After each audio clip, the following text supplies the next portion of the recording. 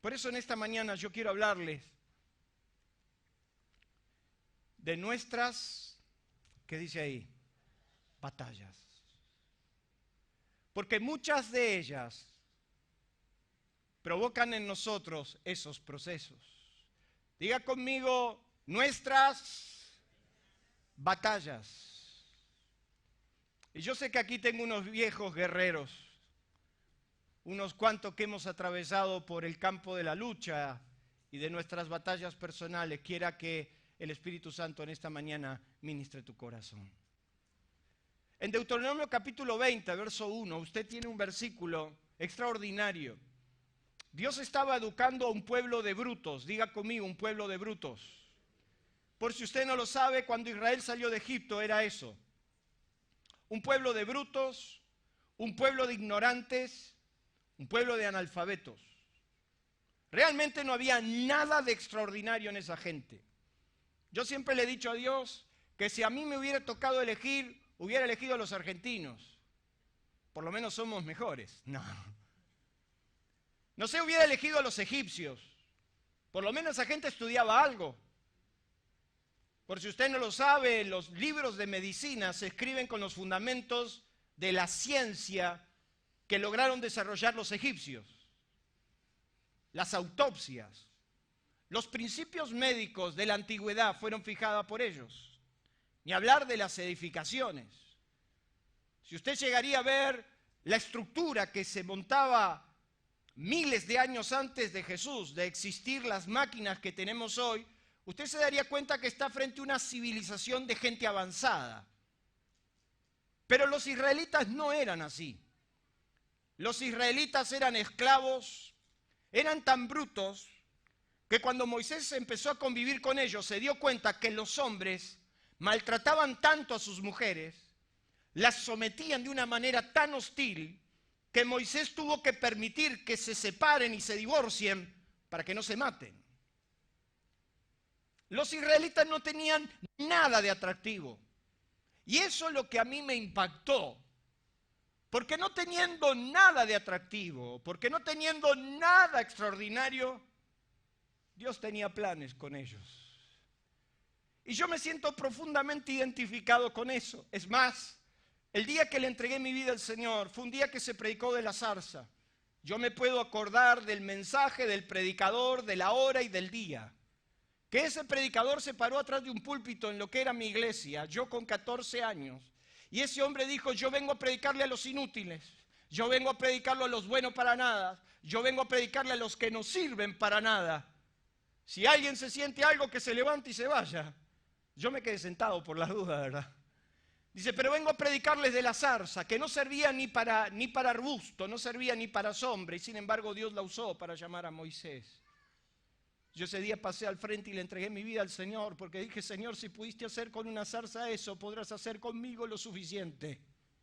No había nada de extraordinario y Dios los tuvo que educar. De hecho, que tuvo que hacer un trabajo de educación tan particular que le tuvo que enseñar a la criatura cómo comportarse, cómo relacionarse, cómo manejarse inclusive con Dios. Dios hasta le tuvo que poner leyes de cómo se tenía que relacionar con Él mismo, porque ni sabían tratar a Dios, porque hasta se habían olvidado de su Dios. Dios tuvo que establecer en la ley un montón de conceptos y hasta conceptos que nos parecen totalmente negativos. Los mandamientos tienen una trascendencia totalmente negativa. ¿Por qué? Porque es el evangelio del no o es la ley del no. No matarás, no adulterarás, no codiciarás, no. Y en nuestra época eso suena hasta negativo, pero no nos damos cuenta que Dios, como a la criatura, le tenía que decir no lo hagas y no lo hagas, porque tampoco tenía el tiempo de explicárselo. Es como Dios muchas veces a nosotros nos tiene que empezar a tratar y como no nos puede explicar porque no hemos crecido ni avanzado, nos tiene que decir no lo hagas. Dios tenía que educar a su pueblo, le tenía que dar conceptos, normas para que se pueda manejar. Y en Deuteronomio, que para mí es el libro más rico de la Biblia, en el capítulo 20, verso 1, le dice, cuando salgas a la guerra contra tus, ¿qué dice ahí? O sea, pare y míreme. ¿Qué le está diciendo Dios? Vas a tener enemigos. Lo primero que le traza, va a haber lucha. No le dice, yo te voy a sacar de Egipto y te voy a poner en una tierra abundancia y no te va a costar nada. ¿Qué le dice? Va a haber luchas. Durante muchos años se predicó, se habló el evangelio del que no te va a pasar nada, del evangelio de la superfe, que a los cristianos somos superpoderosos y nos faltaba la S de Superman, pero la experiencia nos iba diciendo que no era así. En el mundo íbamos a tener enemigos y por si usted no lo sabe, usted tiene un enemigo, seguramente un enemigo, por lo menos una suegra usted tiene que tener.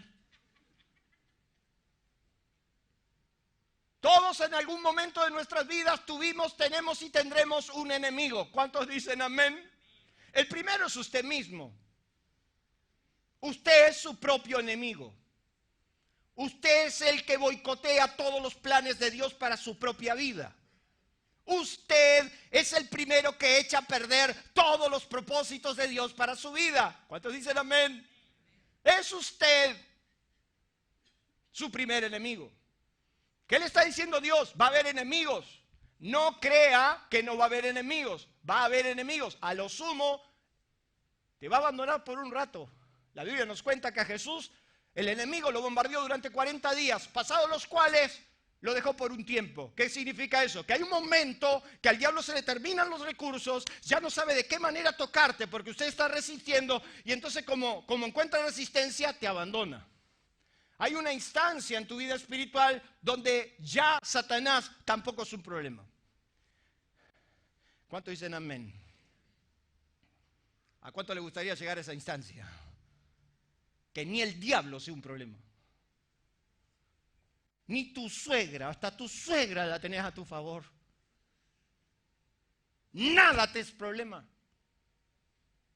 Porque habrás de resistir a todos tus enemigos. Dios le está diciendo, cuando salgas a la guerra contra tus enemigos, Israel, vas a tener enemigos. Si vieres caballos y carros y un pueblo más grande que tú, no tengas temor de ellos, porque Jehová tu Dios está contigo. Diga conmigo, está conmigo.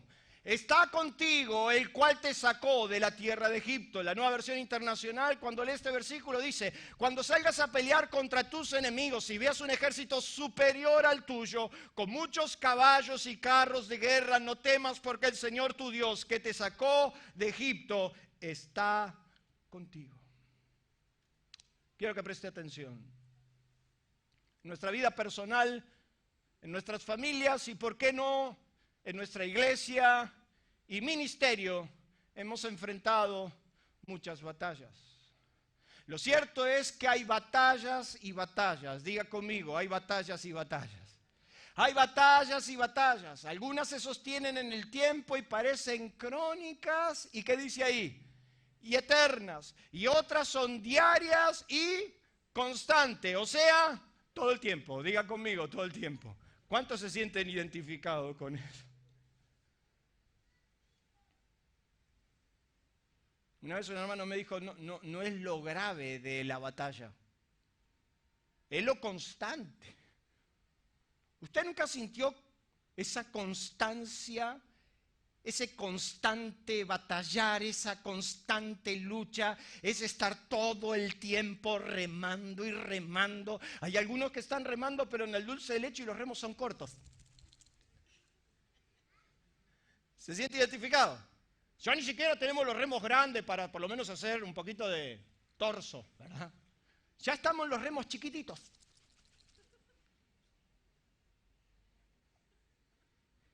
Y ahí estamos. Y ya te vas hundiendo y ya ni los remos te alcanzan. No hagan olas. Y estamos en esa batalla que encima es crónica y es constante. Enero, febrero, marzo, abril, mayo, junio, julio, en septiembre por ahí sale la primavera, ni hablar, septiembre, octubre, noviembre, diciembre. Año nuevo, vida nueva, celebramos, levantamos la copa. No sé por qué tenemos esa instancia de que el primero de enero empieza todo distinto. El primero de enero es un día igual que el otro. Y los problemas están ahí y las batallas están ahí. como decía José, muchas veces nos cansamos. Muchas veces ganamos con éxitos. Y si usted me es sincero, diría lo que yo puse ahí. Y otras perdemos de la peor manera. Mira, una cosa es perder 1-0, otra cosa es perder un 2-0. Pero muy diferente cuando perdés 6-0. Perdés de la peor manera. A nosotros nos encanta contar las historias de nuestras grandes victorias. La gente escribe libros de sus grandes victorias. Pero detrás de esas grandes victorias hay enormes fracasos, peores derrotas, que perdemos de la manera más increíble, que hasta usted se pone a pensar, ¿cómo puede ser que me pase esto a mí? Por ejemplo, ¿quién no se enojó en el tránsito alguna vez y descargó toda su ira con alguno que está ahí adelante del costado, o alguno que te chocó, por ejemplo? ¿Sí o no? Y usted después, cuando volvió a su cabal, dijo, ¿y por qué me comporté así? Muchas batallas hemos perdido de la peor manera. Muchas las ganamos con éxitos, pero muy pocas veces la contamos como hemos perdido otras batallas. Por eso quiero hablarles a alguien que ha perdido muchas batallas. Yo he perdido batallas increíbles, hermanos. Yo he perdido batallas que me dije a mí mismo que jamás iba a volver por lo mismo. Y sin embargo, una y otra vez parece caer en el mismo o en la misma situación y uno no puede entender cómo todavía no ha vencido. Por eso vengo a hablarle a los héroes anónimos, a los profesionales de la derrota. ¿Cuántos son profesionales de la derrota? Los que están cansados de fracasar. Quiero venir a denunciar la mentira del diablo. Quiero venir a decirles que es mentira del diablo, que nuestro destino está confinado a terminar de esa manera. Usted recuerde y tenga presente que el diablo es un mentiroso y padre de mentira. Él 1 y 1000 veces te va a decir que no lo vas a lograr y nosotros decimos que lo vamos a lograr para la gloria de Dios. Denle un aplauso a Dios en esta mañana. Dios le dio a su pueblo la mayor verdad desconocida por muchos y en especial para ellos mismos. Vuele con su Biblia a Deuteronomio capítulo 20. Quiero mostrarle algo ahí. Dios le empieza a mostrar a ese pueblo de brutos una gran verdad, una verdad que ellos tenían que conocer. Y la va a encontrar ahí en Deuteronomio capítulo 20.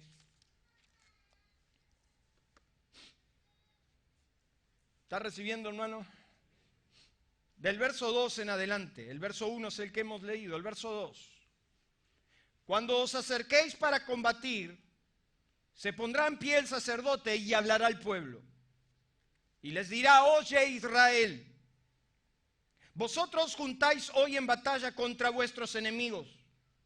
No desmaye vuestro corazón, no temáis ni os, ¿qué dice ahí? Azoréis, dice la Reina Valera. Otra traducción dice, no te desanimes. Otra traducción dice, no tengas miedo. Mira lo que le dice. Oye Israel, vosotros juntáis hoy en batalla contra vuestros enemigos. No desmaye vuestro corazón. No temáis ni os azoréis, ni tampoco os desalentéis de ellos, porque Jehová vuestro Dios va con vosotros para pelear por vosotros contra vuestros enemigos para salvarlo. 3 verdades que me gustaría que usted se anote. En primer lugar, la primera verdad que Dios le muestra en ese pasaje es que nuestras batallas también son de Dios. Diga conmigo, mis batallas también son las de Dios. Dios le dijo, yo estoy con ustedes. Nuestras batallas también son las de Dios. No estamos solos. Nos cuesta asociar que Dios está involucrado en nuestras batallas. Pero la primer gran verdad es que Dios nunca te dejó solo. Las batallas que estás librando también son las batallas de Dios. A Dios también le cuesta cambiar tu jefe, a Dios también le cuesta cambiar a tu esposo, a Dios también le cuesta domar a tus hijos. ¿Vieron que no dije tu suegra? O sea que cuando vos pensás en tu batalla, también es la batalla de Dios. A mí me costó asociar eso con la deuda. Por ejemplo, yo nunca pensaba que Dios tenía problemas con la deuda. Yo pensaba que la deuda era un problema mío. Cuando de hecho fui a decirle a mi papá y a todos mis hermanos que perdíamos todo, y usted conoce mi testimonio, yo me acuerdo que cuando nos arrodillamos alrededor de la mesa en la casa de mis padres, yo sentí una paz enorme, Dios me habló, pero cuando me levanté, mi hermano mayor me dijo, Dios se va a encargar de nuestra deuda. Y yo me acuerdo lo que le dije, Dios está preocupado por llevarme al cielo, no por nuestra deuda. Hasta que aprendí que las deudas también son de Dios. ¿A cuánto le gustaría que Dios sea el Dios de tus deudas? Bueno, si no tiene fe, problema suyo. Dios pelea nuestras batallas porque son de Él. Él se hace cargo, no está solo. Lo segundo, que Dios mismo, Él se involucra en persona. Él dice, porque yo, Jehová vuestro Dios, va con vosotros para pelear contra vuestros enemigos. O sea, Dios también se involucra en tus batallas.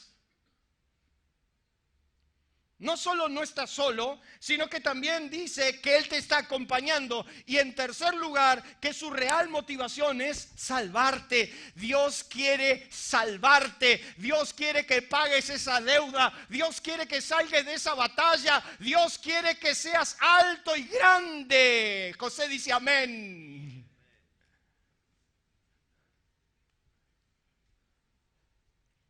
Un día Dios me dijo, mi problema no es tu deuda. Yo soy dueño de todo. Mi problema sigue siendo tu corazón. Dios no solamente va con nosotros, pelea con nosotros, sino que su real motivación es que sus hijos sean libres. Él quiere liberarnos para que sencillamente vivamos en paz. Por eso permítanme hablarles en esta mañana, ¿qué provoca conocer esta verdad? Estas tres verdades. ¿Qué provocan ustedes saberlo? Saber que Dios pelea por nosotros, saber que Dios se involucra en nuestras batallas, saber que Dios desea salvarnos para nuestro propio bien. ¿Qué verdad provocan nosotros? En primer lugar, mire lo que dice ahí, tendremos paz aún en los peores, ¿qué cosa? Cantábamos un viejo himno que decía, puedes tener paz en medio de la tormenta. Qué fácil es decirlo, qué difícil es vivirlo. ¿Cuántas experiencias sencillamente las hacemos para poder impresionar a los demás, pero que no son propias? A eso se llama hipocresía. ¿Cuántas veces nosotros simulamos sencillamente para que el otro piense que somos maduros, pero nuestra real experiencia no es esa? A mí me enseñaron a simular. A mí me enseñaron a mantener una actitud hipócrita. Me decían, usted hermano en la prueba debe sonreír. Y hermano, a mí no me hacían reír ni los tres chiflados. Estábamos mal, enterrados hasta acá. Lo nuestro era un horizonte ni siquiera negro. Ya no sabíamos ni de color que era. Y me decía, pero hermano, usted dice la Biblia que tiene que tener gozo en medio de la tribulación. Así que sonría, hermano. Y usted decía, pero usted estaba con el remo. Esa no era nuestra realidad. Hasta que logramos experimentar que Dios podía tomar el control aún en el peor momento. ¿Cuántos dicen amén? Moisés tuvo que aprender esta experiencia compleja. Después de tantos años de esperar la gran liberación, vino la gran amenaza. La amenaza era el pasado. Porque la Biblia nos dice que cuando salieron de Egipto se enfrentaron frente al Mar Rojo. Y dice la Biblia que cuando miraron para atrás vieron que venían los egipcios. ¿Qué significaban los egipcios? El pasado. Y muchas veces nosotros batallamos con el pasado. Estamos enterrados con el pasado, con la mala experiencia. Siempre lo hice mal, siempre me salió mal. Y esta vez no va a ser la excepción, me va a salir mal. ¿Y qué quiere que le va a pasar? Le va a salir mal. Tu pasado.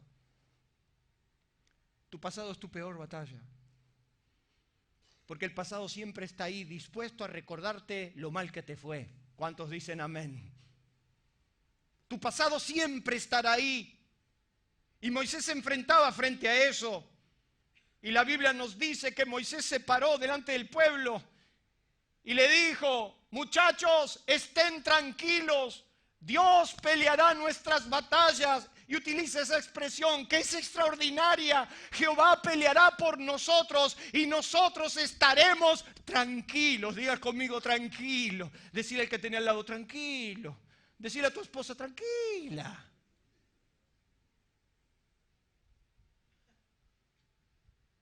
No tendrán falta de hacer absolutamente nada porque Dios peleará. Ese era un concepto que ellos no lo entendían. Que Dios pelee por mí.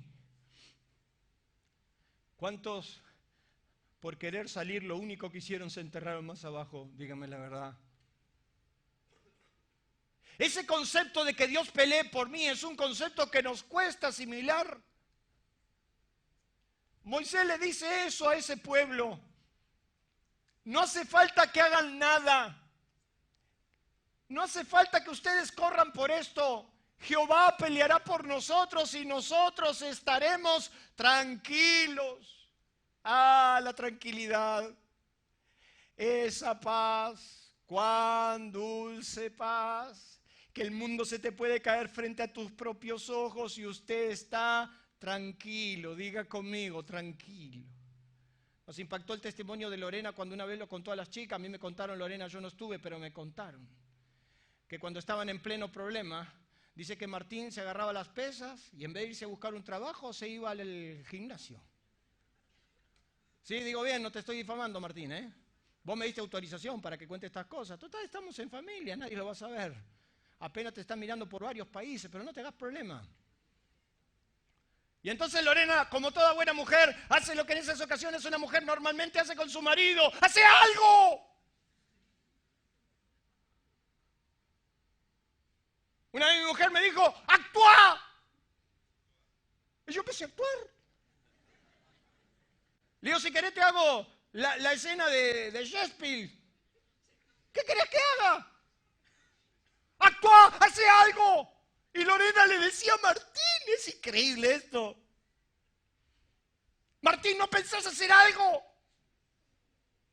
Martín, no sé reaccionar. ¿No decías eso? No me dejes mentir, ¿eh? Porque, viste, vos te abriste, lo contaste, ahora quedó como un mentiroso. Y le daba bronca, mirá qué mujer. Lo mismo tenía la esposa de Job. La esposa de Job vino a Job y le dijo, ¿qué estás haciendo? Mira lo que te pasó. Y todavía adorás a tu Dios. Maldice a tu Dios y muérete. Mire qué mujer. Ah, mientras la Black de Visa de Job andaba. Job era un genio. Pero cuando la Master ya dejó de pasar, ni la Cabal pasó en 18 cuotas. Cuando la Visa Black de Job ya no pasaba por el Ponde y le decían denegada, denegada, denegada. La mujer vino con todo el reclamo. Antes Job era un dulce, un príncipe. Me lo imagino a la esposa de Job contarle a todas sus amigas, hacer el té y decir, Job es un cabrón. Lorena hacía lo mismo. Juntaba a todas sus amigas al edificio y decía, Martín no sabe lo que es Martín.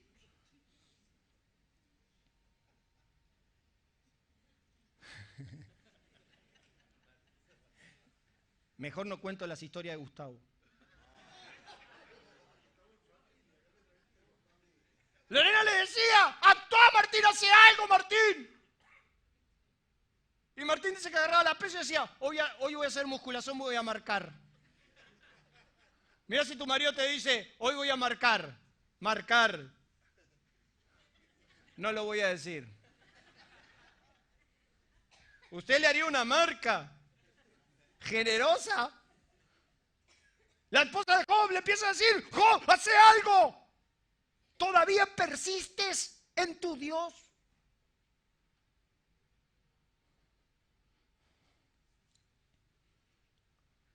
Moisés se para frente a esa gente con el pasado atrás. Los egipcios no venían a traerle el buzo que se habían perdido o se habían olvidado en Egipto, no. Venían a llevárselos de nuevo y Moisés le dice, quédense tranquilos, Jehová peleará por nosotros y nosotros estaremos tranquilos. Cuando usted le puede decir a sus hijos, tranquilos. Cuando usted le puede decir a sus empleados, tranquilos. Cuando Pablo se levanta en el naufragio y dijo, tranquilos. Nadie perderá nada de este barco, nadie.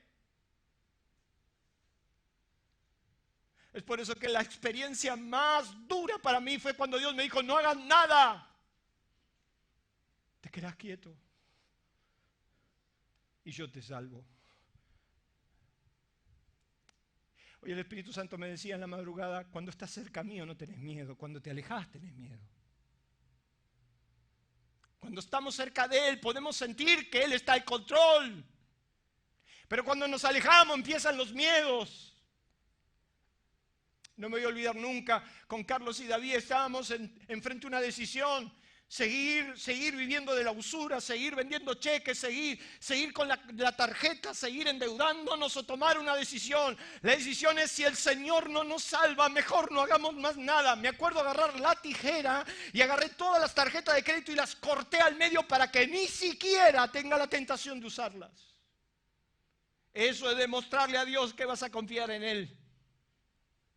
Corté todas las chequeras al medio, nunca más. Entonces empezamos a experimentar lo que dijo el Señor, la paz. Qué experiencia para Israel, porque la Biblia nos dice que cuando estaban cruzando por en seco, dice la Biblia que Dios se puso a la espalda de Israel para que no los vean. Pero dice la Biblia que en determinado momento Dios cerró el mar, y usted conoce bien la historia, pero permítame algunos detalles, que cuando Dios cerró el mar, dice que todos los egipcios se ahogaron y quedaron ahogados. Y aquel día Israel vio a orillas del río a los egipcios ahogados. Usted puede ser que lo ha leído y hasta le parece repulsiva esta imagen. Sin embargo, para ellos, ver a los que lo golpearon, a los que ultrajaron, a los que violaron a sus hijas todas las mañanas, a los que los maltrataron, de golpe verlos ahogados en el mar. Al fin Dios hizo justicia. ¿Cuántos desean que Dios pelee sus batallas?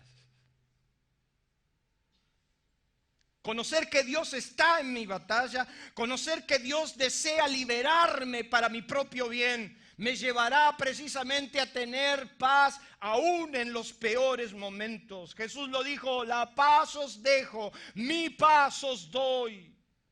Yo no la doy como la da el mundo. Mi paz es auténtica. En estas cosas os he hablado para que en mí tengáis paz, para que en mí tengáis paz. ¿En quién tenemos paz? En Él.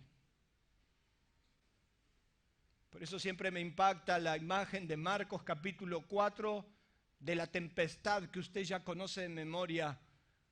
Jesús dormía en la popa. La experiencia de Jesús es que Él podía dormir en medio de la tempestad. Jesús no estaba con un ojo cerrado y con el otro repasando, haciéndose el dormido para dar una gran lección.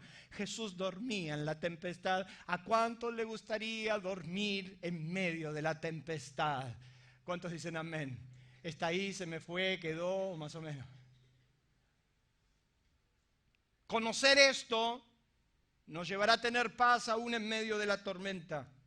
Pablo se lo escribe a los filipenses y le dice, por nada estéis afanados, si no se han conocido vuestras peticiones delante de Dios en toda oración y ruego, con acción de gracia. Y la paz de Dios que sobrepasa todo entendimiento guardará vuestros corazones.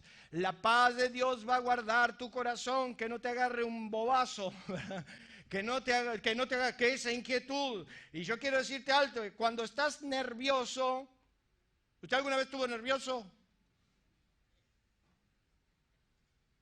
Cuando usted está medio loquito o loquita, es porque no está disfrutando la paz de Dios.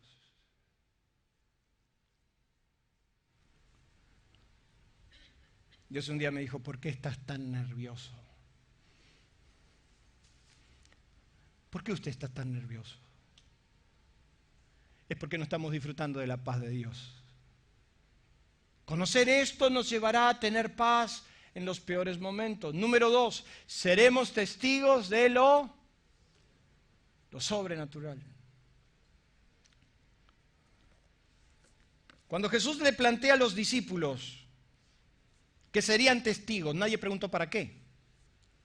Y me serán testigos en Jerusalén, en todo Judea, en Samaria y hasta lo último de la tierra.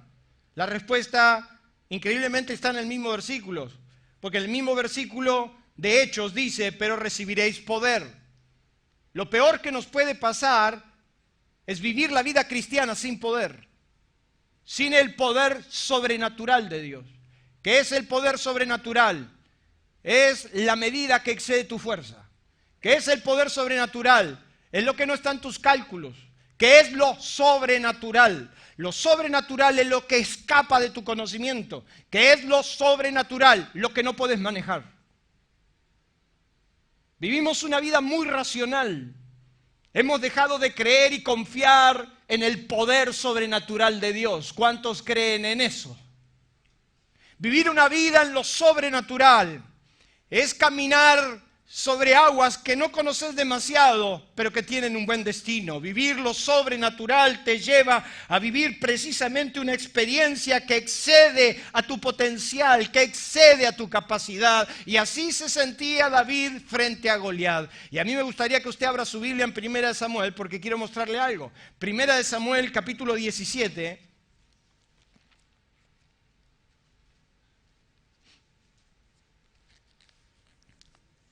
No me voy a detener en la provocación, usted ya la conoce. Goliat era un mono que medía como 3 metros. Solamente la punta de la lanza pesaba como 30 kilos. Era un animal, diga conmigo, un animal. No como José Obregón, pero era un animal. De grandote. Josecito, imagínate al lado de Goliat. Yo creo que David tendría que tener tu estatura aproximadamente.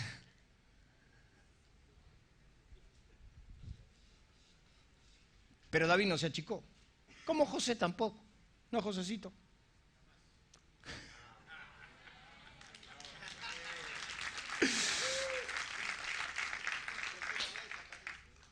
No voy a entrar en la provocación, ya conocemos la historia bíblica.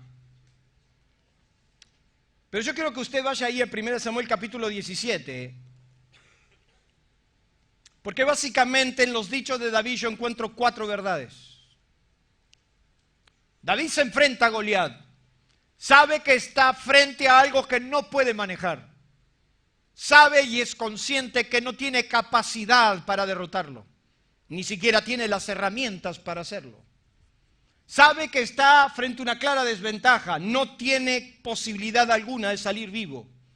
Es más, Goliat decía, tu carne se la voy a dar a todo el mundo acá. Viene a mí con palos, y como si yo fuera un perro, lo desprecia, lo menosprecia. Pero mire lo que va a decir David en el versículo 45. Entonces dijo David al filisteo, tú vienes a mí con espada, lanza y jabalina, mas yo vengo a ti en el nombre de Jehová de los ejércitos, el Dios de los escuadrones de Israel, a quien tú has provocado. Primero, lo primero que va a decir David es, yo vengo en representación de Dios. Yo no vengo en mi propia representación, yo vengo representando a Dios. Lo primero que usted le tendría que decir a su jefe, lo primero que le tendría que decir a su compañero de trabajo, lo primero que le tendría que decir a su vecino es precisamente eso. Yo no estoy solo, yo estoy con Dios. ¿Cuántos dicen amén? Lo segundo que le dice David está en el versículo 46. Jehová te entregará hoy en mi mano y yo te venceré. ¿Qué le está diciendo? Te voy a derrotar. Yo voy a ganar. A mí el gerente del banco me llamaba y me insultaba de arriba abajo. Y nosotros con Carlos lo mirábamos. Y le decíamos, nosotros vamos a pagar. Y entonces el hombre nos miraba y nos decía, ¿qué pasó? ¿Tienen algún plan? ¿Va a aparecer algo? Y nosotros lo mirábamos y le decíamos, no tenemos idea cómo le vamos a pagar. Y entonces el hombre me miraba y me decía, váyanse de acá. Y nos echaba del banco, nos echaba de la oficina. Y cuando nosotros salíamos con Carlos decíamos, ¿yo qué querés que te diga? Este hombre lo veo salvo. ¿Con el testimonio de quién? ¿Qué le está diciendo David a Goliat? Yo te voy a derrotar. Decirle a la deuda, yo te voy a derrotar. Decirle a la enfermedad, yo te voy a derrotar. Decirle a la gordura, no. Esas son áreas que no queremos entregar, ¿verdad? David le está diciendo, verso 46, Jehová te entregará hoy en mi mano y yo te venceré y te cortaré la cabeza. Y mire qué morboso, te cortaré la cabeza. ¿Hacía falta tanta exposición? Parece que sí. Yo te voy a cortar la cabeza y daré hoy los cuerpos de los filisteos a las aves de los cielos y a la bestia de la carne. Y a las bestias de la tierra, perdón. Lo segundo que le dice, te voy a derrotar. Lo tercero, y toda la tierra sabrá que hay Dios en Israel. ¿Qué está diciendo? Todo el mundo sabrá. Nos hemos olvidado que Pablo a los Efesios le dice que Él nos escogió y nos bendijo con toda bendición espiritual en los lugares celestiales en Cristo Jesús, y nos quedamos con ese versículo. Ay, el Señor nos eligió antes que el mundo existiese. Ay, el Señor nos bendijo con toda bendición espiritual. Y yo me acuerdo de nacer en una iglesia que decía, el Señor nos bendijo con toda bendición espiritual. Y yo preguntaba, ¿cuál? ¿Cuál era la bendición? Si los peores desgraciados estábamos todos ahí adentro, hermano. La gente más mediocre estábamos ahí adentro. Pero el Señor nos bendijo con toda bendición espiritual. ¡Aleluya! ¡Aleluya! No son como ustedes, antes decían amén, aleluya, algo de eso. Ustedes se quedan ahí seco, que no sé si está vivo, muerto, ¿qué le pasa? Pero mejor que sea así, yo prefiero que sea así. No es cuestión de como el loro, amén, amén, amén. Y a su gloria, no hombre, gloria y gloria. Qué bien que la pasa usted acá a la mañana. Me dicen los hermanos del exterior, dice, se ríen mucho en tu iglesia, sí. ¿Y cómo son los hermanos? Normales, le digo. Hacía falta tanta explicación. El apóstol San Pablo dice que Él nos bendijo con toda bendición espiritual en los lugares celestiales, lo sabemos de memoria. ¿Por qué no sigue leyendo, bendito Hijo de Dios? El versículo que le sigue, no le pido que se lea todo el capítulo, ni mucho menos todo el libro. No vaya a ser cosa que le agarre un empacho de Biblia y se me muere. Y si usted le agarra un empacho de Biblia, yo le mando a mi mamá que le tira el cuerito, de fenómeno. Usted no cree en eso, ¿verdad? No sé, pero a mi mamá de vez en cuando andábamos todos medio, éramos 4 varones que comíamos como elefante, imagínense. Y mi mamá nos cazaba al vuelo en la cocina. Vos, mamá, al vuelo, porque mi abuela le había dicho eso. Y nos cazaba así, nos cazaba de acá, y yo ¡oh! Y te agarraba desprevenido. Porque quiero decirle que prevenido no me agarra. Yo no le pido que se lea todo el libro de Efesios, ni todo el capítulo 1, ni el capítulo 2, no, por favor. Pero lea el versículo siguiente. Bendito sea el Dios y Padre nuestro Señor Jesucristo, que nos bendijo con toda bendición en los lugares celestiales en Cristo Jesús. Y dice, ¿para qué? Anótelo, para la alabanza de la gloria de su gracia. Se lo traduzco porque por ahí en medio no lo entiende. ¿Para qué nos bendijo con toda bendición? Para la alabanza de la gloria, o sea, para que haya alabanza en medio de la gloria. Cuando vean la gloria, van a dar alabanza. Se lo traduzco mejor, que cuando la gente vea el milagro, digo, la. Qué grande que es el Dios de este. Que haya alabanza por ver la gloria. Y cuando de repente te ve, que ya no insultas más, que no maltratas más a tu esposa, que sos un osito de peluche. La gente empieza a ver la gloria de Dios. Y entonces al ver la gloria de Dios, trae alabanza. Para la alabanza de la gloria de su gracia. O sea, cuando la gente empieza a ver el milagro, lo sobrenatural, la gente empieza a alabar a Dios diciendo, yo no sé, yo no creo, pero si este tipo salió, puede salir cualquiera. Gloria al Dios de este tipo, por lo menos que digan eso. ¿Cuántos dicen amén? ¿Cuántos le dan un aplauso a Dios?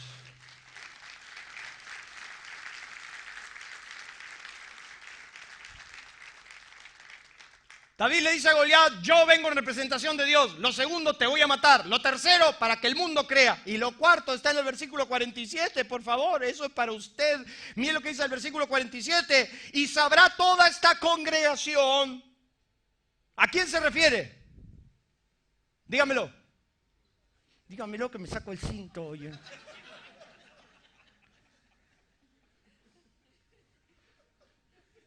Cuando éramos chicos mi papá te amagaba así y más vale, porque tenía el récord Guinness, mi papá se sacaba el cinturón en décima de segundo.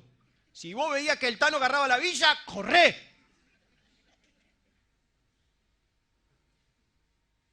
Y sabrá toda esta congregación. ¿A quién se refería David? Al pueblo de Dios, que estaba todo ahí metido en el fondo temblando.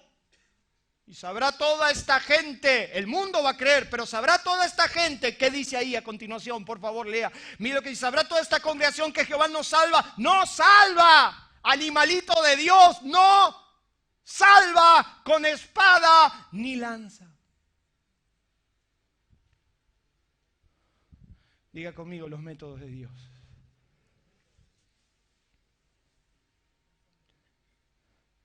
Él nos salva con espada ni lanza. Él te salva sobrenaturalmente. Él lo hace de otra manera. Él lo hace por gracia. Pablo, hablando del creer, habla del creer por gracia. Yo no entiendo cómo hay tanta gente que le quiere dar vueltas a la cosa. Y Pablo entonces toma el ejemplo de Abraham y lo compara con el jornalero. Dice, Abraham creyó a Dios y le fue contado por justicia. Abraham siempre supo que iba a tener un hijo.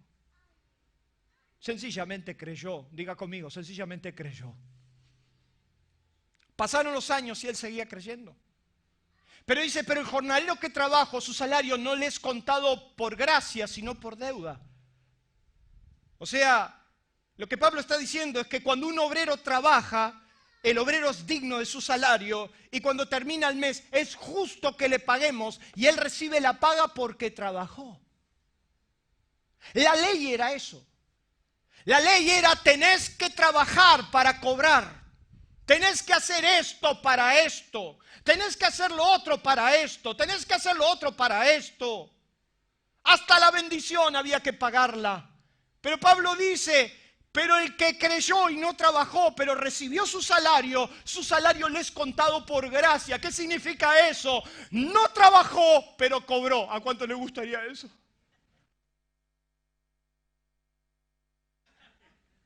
Creo que se me cortó.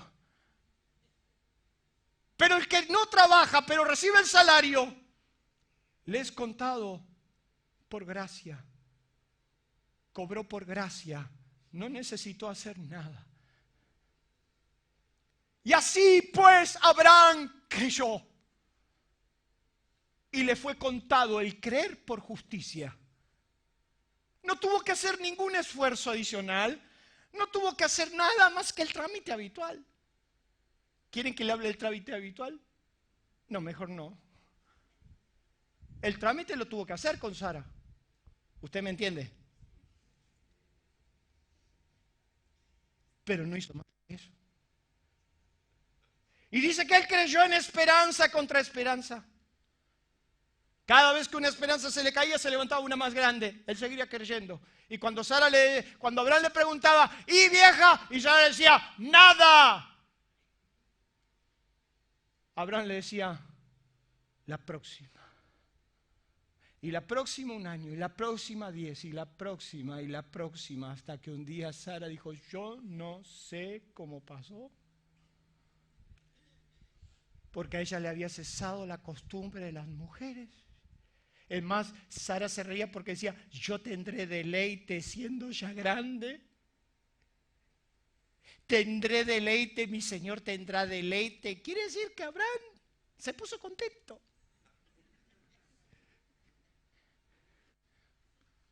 Pero él creyó en esperanza contra esperanza. Y lo único que contó fue la gracia. Y yo vengo a decirte en el nombre de Jesús que te abandones a la gracia de Dios. Porque nada será suficiente para que Él haga algo por tu favor.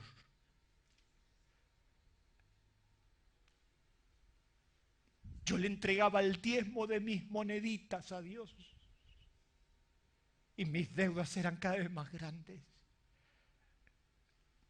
Hasta que un día Dios me dijo, nada de lo que hagas va a ser suficiente. A mí cuando me des, me lo das de agradecido. Y por eso yo en esta iglesia no hablo, ni siquiera menciono la palabra diezmo.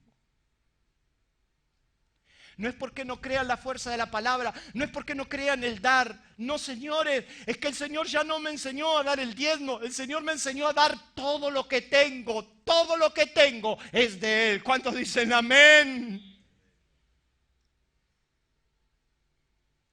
Abraham recibió por gracia. Y es tiempo que usted reciba por gracia. Conocer esto te va a llevar a que Dios honre tu fe.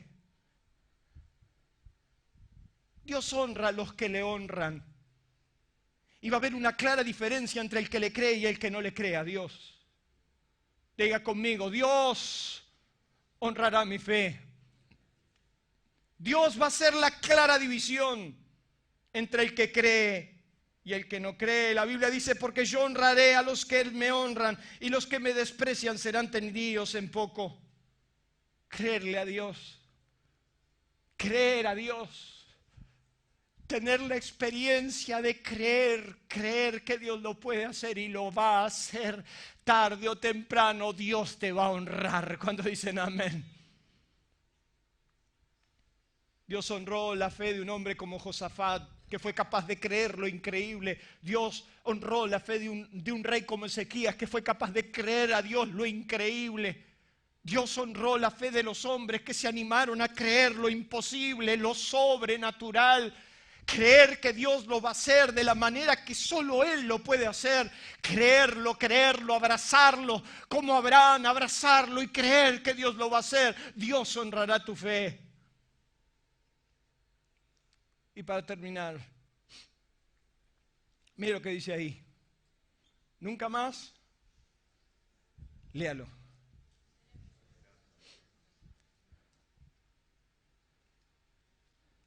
Aprender que Dios está en mis batallas, que Dios se involucra en ellas y que Él lo hace para mi deleite, me llevará a nunca más serás avergonzado. Aquellos que estuvieron conmigo en la clase bíblica, yo les hice un trabajo, les mandé a hacer un trabajo práctico donde tenían que escribir en su Biblia las veces que dijo Dios nunca más. Hay muchos nunca más en la Biblia. Si usted no lo ha leído, Dios, por ejemplo, un día le dijo a Israel, nunca más comerás el pan con escasez. Eso es cuando Dios traza una línea y dice, nunca más. Micaela era chiquita y un jornal del obrero más bajo eran 35 pesos. A mí me emplearon por 25 pesos. O sea, era menos del jornal más bajo y en negro. Yo me gastaba para ir al trabajo 11 pesos de colectivo y me quedaban 14 pesos. Me acuerdo que volví tan decepcionado que en el colectivo viajaba 2 horas de ida, 2 horas de vuelta. no había comido porque comer significaba volver con 7 pesos menos. Entonces cuando llegué a la noche le digo a mi esposa, Ceci, solo me dan 25 pesos. Y ella me dijo, ¿qué vas a hacer con tan poco? Le dije, mira, saqué las cuentas, 11 pesos necesito para viajar. Nos quedan 14. Con esos 14 podés comprar la leche de Micaela.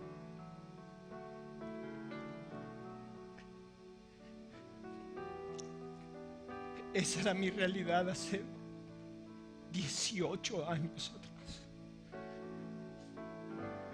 Me iba a la mañana contento porque sabía que tenía la leche de la nena. Y lo poco que quedaba era para ese guiso, ¿te acordás? Que lo comimos por semana. ¡Cuánta vergüenza! Yo pensaba, ¿cómo voy a mirar a mi hija cuando sea más grande? Dios un día dijo, nunca más comerán el pan con escasez. Y la abundancia vino. Nunca más hice esa cuenta, nunca. Y vino la abundancia, y a tal punto que hoy tenemos para compartir. Cuando Dios dice nunca más, es que nunca más vas a volver a vivir lo mismo. La vergüenza es la peor tragedia de un hijo de Dios. Leía en el libro de Malala, Yo soy Malala, que ella cuenta que en su costumbre de Pakistán, la ofensa más grande de un hindú o de uno de su tierra es la vergüenza. Ella escribe que dice que su pueblo pelea por el honor. Porque el dolor, la tragedia más grande en un hombre de su nación es la vergüenza. Es más, el libro se llama Yo soy Malala porque cuando los sicarios suben al colectivo a agarrar ese colectivo lleno de chicas y la estaban buscando a ella, dice que el que tenía el revólver en la mano dijo, ¿quién es Malala? Porque ella luchaba por los beneficios de las niñas que iban a estudiar. El 80% de las mujeres en Pakistán y Afganistán sufren violencia de género, violaciones y todo tipo de maltrato. Y ella con 12 años luchaba por eso. Y dice que ella se levantó frente a todas sus compañeras, echó a sus compañeras para atrás y dijo, yo soy Malala. Y el hombre le tiró 3 tiros. Sin embargo, ella dice, hay un dicho que dice que prefiero recibir tu cuerpo masacrado del campo de batalla que no recibir la noticia de tu deshonor. La vergüenza es lo peor que nos puede pasar. Vergüenza es turbación del ánimo que suele encender el color del rostro, ocasionada por alguna falta cometida o por alguna deshonra o humillación. Es deshonra, es deshonor. ¿Quién no conoció la vergüenza de ser humillado? El salmista decía en el Salmo 31, no sea yo avergonzado, oh Jehová, ya que te he invocado. En el Salmo 71, David dijo, en ti, oh Jehová, me he refugiado, no me avergüences. ¿Qué está diciendo David? No permitas la vergüenza, porque la vergüenza duele. Miren lo que dice el salmista en el Salmo 119. Ojalá fueran ordenados mis caminos para guardar tus estatutos. Entonces yo no sería avergonzado. Escogí el camino de verdad. He puesto tus juicios delante de mí. Me he apegado a tus testimonios. Oh Jehová, no me avergüences. Quiero que usted vuele a Joel. Y quiero marcarle en su Biblia los 3 nunca más. ¿Se anima? ¿Tiene una lapicera a mano? cometa el sacrilegio, por favor, vaya a Joel. Joel, el capítulo 2.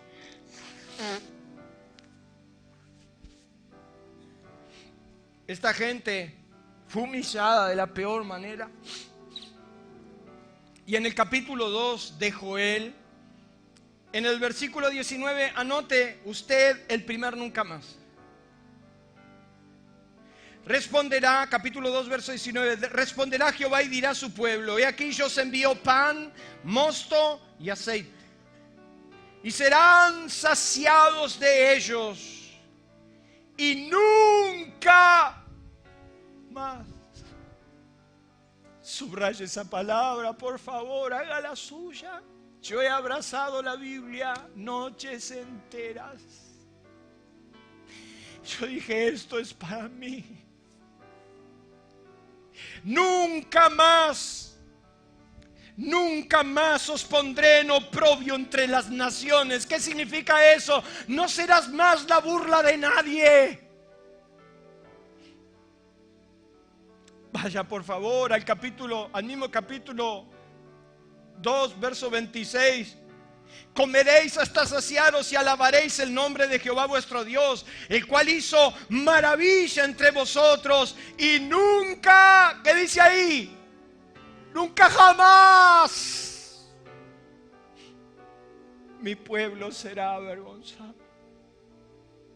Y por favor vaya al tercer nunca más. Está ahí en el versículo 27. Y conoceréis que en medio de Israel estoy yo, y que yo soy Jehová vuestro Dios, y no hay otro, y mi pueblo nunca, nunca, jamás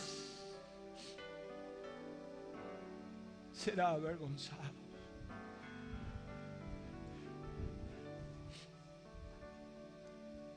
Que Dios en esta noche en esta mañana pueda decirte nunca más. Entregarle tus batallas a Dios va a hacer que nunca más seas avergonzado.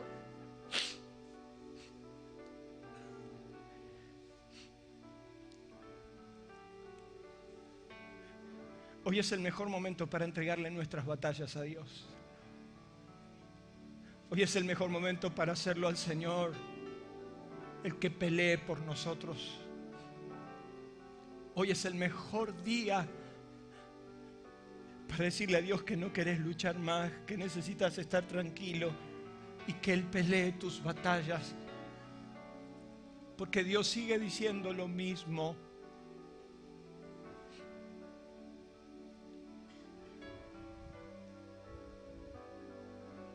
¿Lo estás leyendo? Dios sigue diciendo lo mismo. Vengan a mí. Vengan a mí, vengan a mí. Yo quiero que usted cierre sus ojos, incline su rostro.